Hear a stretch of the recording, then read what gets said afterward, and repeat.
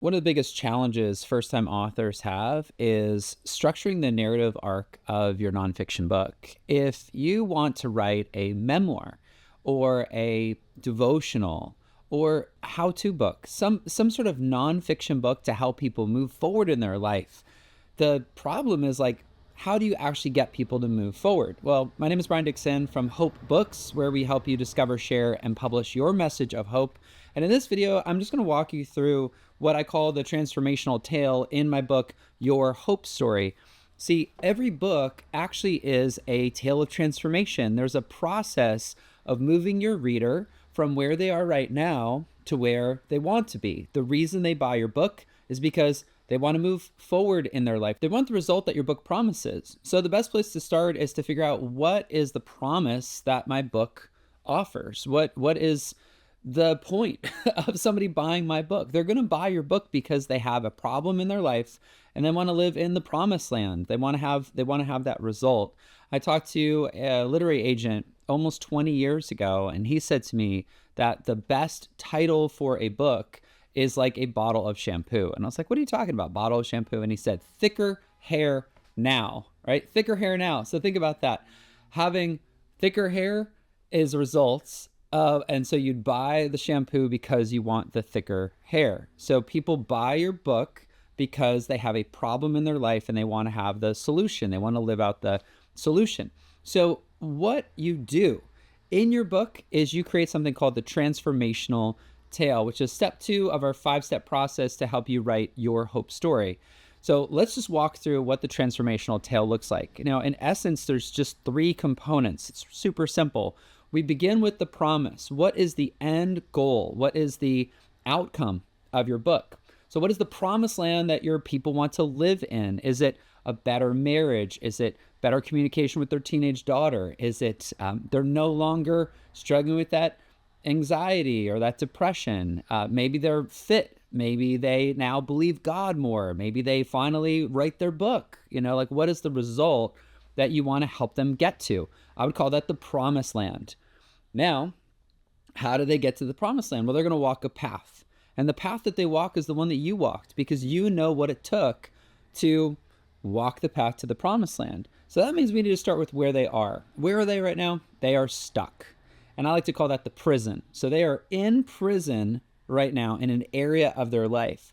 So what area of their life are they in prison in right now? Is it their finances? Is it their health? Is it their relationships? Is it their faith? Is it they want to do something in their life? What is the felt need? What is the tangible need? What is the problem that they're facing right now?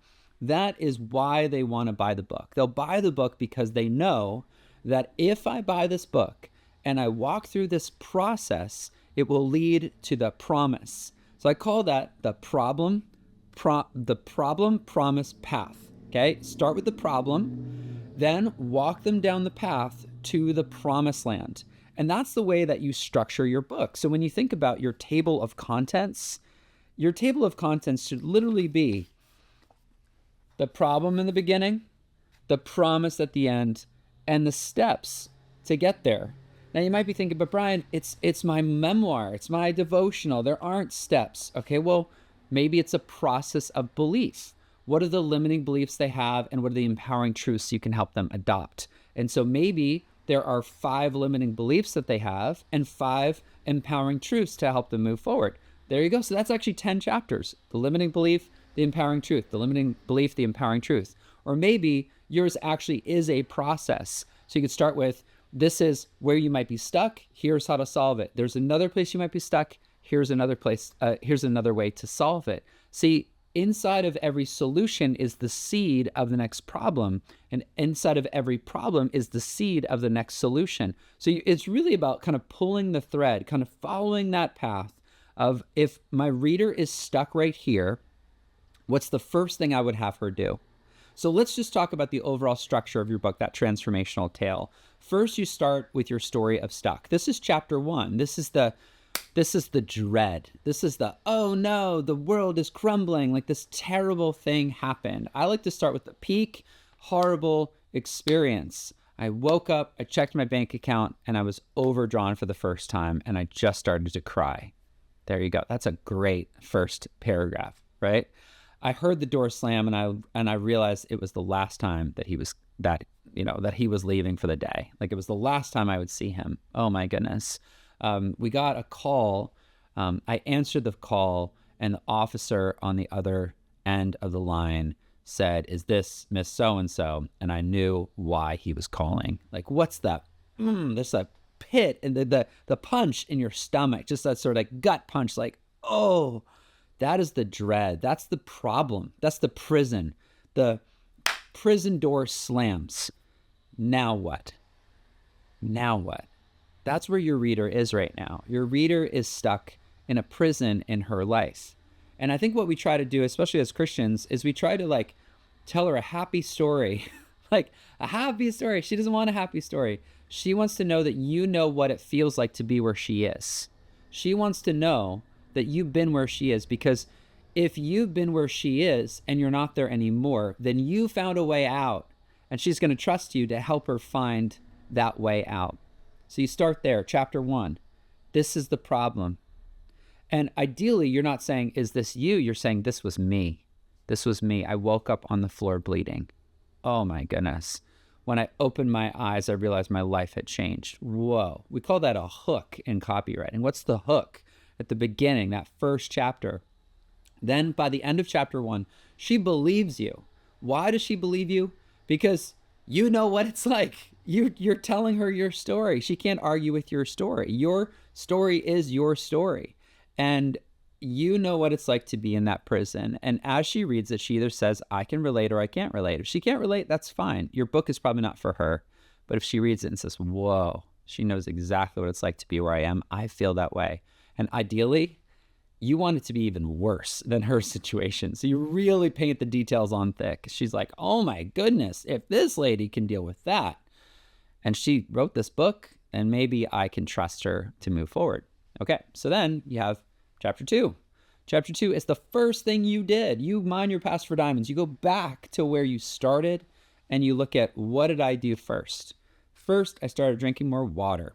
First, I woke up early. First, I forgave my dad. First, I wrote a letter to my future self. What was the first thing that you did? First, I put on my shoes, and I started taking the dog on a walk. And what did you begin to realize as you took that first step? It didn't change everything for you. It didn't heal your marriage, but maybe it just got your mindset in a better place. Okay, then now look back on your journals, look back on your calendar, look back on your Facebook post, and look back in your photo, your camera roll, and go, what did I do next? You know, I had that high school reunion, and that really kind of woke me up. Or I went on that trip, or I talked to that friend, or I got that message from a friend. What was the next thing that you did? And what you're doing is you're going back to your past and you're looking for those plot points. What are the big next steps that you took that she could try in her life? Now, let's say that there's 7 to 10 of them. She might not try all of them, but there's 1 or 2 that could really unlock her future, help her move forward. And so what do you do in each of those chapters? You tell the story. What was it like? Oh my goodness, I had this realization. This crazy thing happened. Tell the story. And what did you learn from that experience, and how could she apply it to her life? So that's chapter 2, 3, 4, 5, 6, 7, maybe 8, 9. That's the path from the prison to the promise. So you've got your path. These are all the steps or all the beliefs. And then finally, you have the promised land. She wants to know the gritty details. What is it actually like to be where you are right now? If your story started with attempting to commit suicide, that's your first chapter. And now you don't even think about suicidal ideation anymore. You're like, I can't even imagine what it was like to be at that point. Okay, that's the promise. The promise is, here I am. Here, this is where I've arrived. Now I'm still growing, I'm still learning, but look where I am right now. Or maybe it's like, I had this marriage struggle. And so the prison was, I was stuck in this marriage and it was horrible, it was terrible, it was abusive, etc. What did you do to move forward? And now where are you now? And this is where you really personalize your book. It might mean you got married again and it's amazing, or it might mean you decided to never get married again and it's still amazing. So like, what is the amazingness of your life? See, I truly believe that the life you're living right now is a dream that you would have had 3 years ago. that you 3 years ago looks at your life and goes, oh my goodness, I can't even believe that you get to live this life. And yet, what do? We complain about our life, right? But you have arrived, your former self has arrived to your present self of where you are right now. And that's the promised land. It's the promised land, maybe not for everybody in the whole world, but who is it the promised land for? It's the promised land for the woman who's stuck in the prison right now, just to see the blue sky of your life. So I hope that helps you. That's your transformational tale. The prison, the promise, and the path. And that, my friends, is how you structure your book. Ideally, it's a 10 to 12 chapter table of contents. And at that point, the book really is, you can build it from there because you have your structured foundation, your foundational framework, your transformational tale, your problem, promise, path. If you need more help writing and publishing your book, check out hopebooks.com.